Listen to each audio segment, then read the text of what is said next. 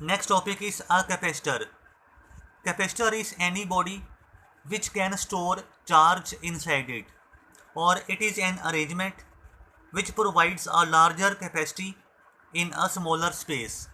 It consists of two parallel plates of a conductor. Diagram is given here. Here in given diagram, PQ is a capacitor. It consists of two plates of a conductor. One plate is having positive charge, second plate is having always opposite charge.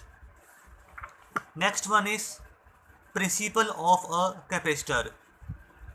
It states that whenever an conductor is earthed is placed in the neighborhood of a charged conductor, capacity of system increases considerably.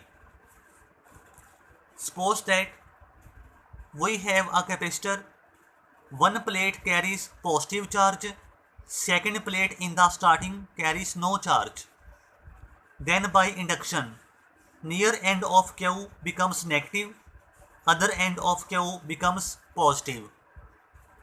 Negative charge always decreases potential of P, and positive charge tries to increase potential of P.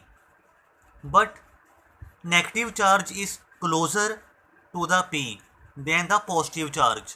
So the net result is decrease in the potential of P. Because of negative charge, potential of P will decrease.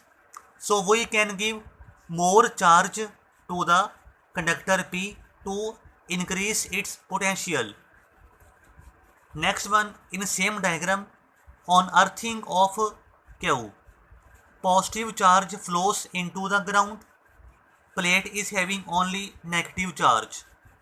Negative charge cannot move to the ground because of attraction between the positive and negative charges. Negative charge will never go into the ground. Now plate Q is having only negative charge, no positive charge. So negative charge will decrease the potential of P to a greater extent, and we can give more and more charge to P to increase its potential.